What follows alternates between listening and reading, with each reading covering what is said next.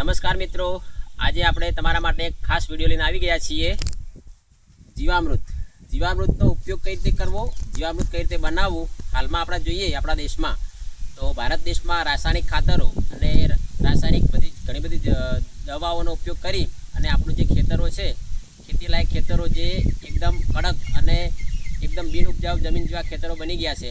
તો આને નિવારવા માટે આપણે જે વર્ષોથી આપણે કરતા આવતા હતા એ પ્રાકૃતિક ખેતી તરફ વળવાની ખાસ જરૂરિયાત પડી છે। તો એ બાબતને ધ્યાને લઈને આજે હું એક જીવામૃત કઈ રીતે બનાવવું એનો એક વિડીયો લઈને આવી ગયો છું તમારા માટે।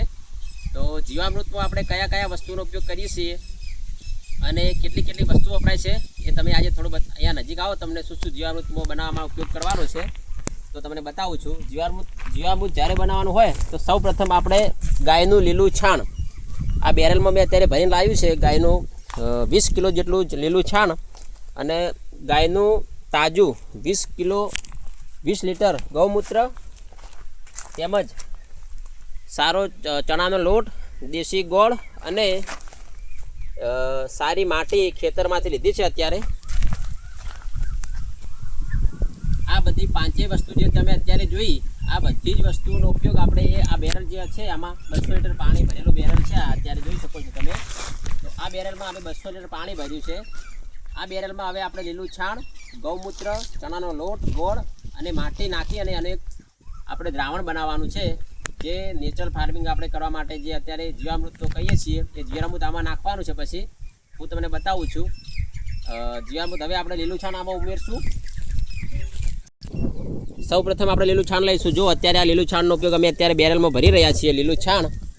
લીલું છાણનો ઉપયોગ કર્યા પછી ત્યારબાદ ગૌમૂત્ર, કે જે આપણે તાજું ગૌમૂત્ર ગાયનું લાવ્યું છે, દેશી ગાયનું, એ ગૌમૂત્ર બેરલમાં ઉમેરીશું।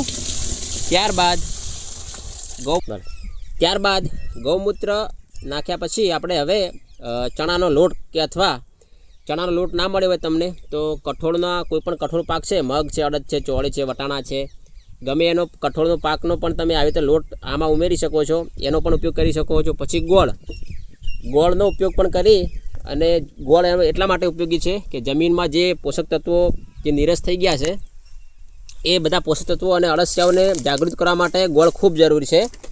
અને છેલ્લે આપણા ખેતરની તાજી માટી, કે જે આ દ્રાવણ બનાવવા માટે ખાસ જરૂરી છે। હવે આ માટીનો પણ આપણે ઉપયોગ કરીએ અત્યારે, એ તમે જોઈ શકો છો। માટી બેરલમાં ઉમેરી દીધી છે। આવી રીતે માટી ઉમેરી દીધા પછી આવી રીતે માટી અને બધો 5 જે આપણે વસ્તુ લાવ્યા હતા, ચણાનો લોટ છે, ગોળ છે, છાણિયું ખાતર છે અને લીલું છાણ અને ગૌમૂત્ર, આવી રીતે જે 5 વસ્તુ આપણે લાવ્યા છીએ એ 5 વસ્તુના બેરલમાં અત્યારે મેં ઉમેરી દીધી છે। હવે આને આ બેરલમાં જે પાણી ઉમેર્યું છે એને બરાબર હલાવી દેવાનું। આ મિશ્રણ ગોળ છે ને એને એકદમ મિક્સ કરી દેવાનું છે।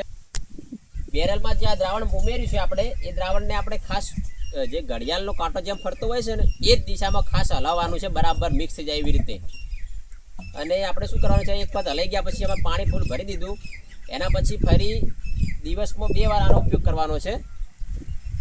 અને દિવસમાં બીજી વખત પણ એનો ઉપયોગ, ને પછી વિરુદ્ધ દિશામાં પણ દ્રાવણને ભમાવાનું હોય છે, જેથી કરીને બધું એકદમ મિક્સ થઈ જાય અને પછી એના બધા જે દ્રાવણ એકદમ પાતળું બને એના માટે ખાસ વ્યવસ્થિત હલાવવાનું રહેશે।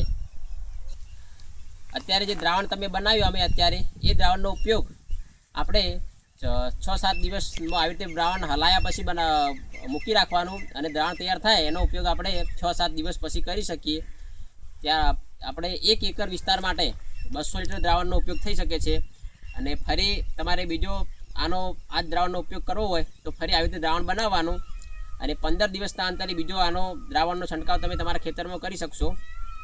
આવા બધા દ્રાવણનો ઉપયોગ કરશો તો કુદરતી ખેતી, આપણે જે કુદરતી ખેતી તરફ વળી રહ્યા છીએ એમાં આપણું ખેતર જીવંત થશે। અળસિયા છે, ખેડૂતના જે બીજા મિત્રો છે, એ બધું જે જમીન આખી નિર્જીવ થઈ ગઈ છે એ જમીન સજીવ થશે, અને આપણી ખેતી જે નબળી પડી છે એ ખેતી પાછી પ્રાકૃતિક તરફ વળીશું, અને જમીન પણ સારી સુધરશે, અને આપણી જમીન જે કડક થઈ જશે એ બધું અટકશે, જેના લીધે આપણે ભવિષ્યમાં ખોરાક પણ સારો મેળવી શકીશું, શુદ્ધ ખોરાક મળશે અને આપણું જીવન પણ સારું જશે। હવે મારા આવા વિડીયો તમને ગમતા હોય અને આવા જ વિડીયો વારંવાર તમારે જોવા હોય તો મારી ચેનલને સબસ્ક્રાઈબ કરજો, મારા વિડીયો વધુ શેર કરજો, લાઈક કરજો। જય હિન્દ, જય ભારત।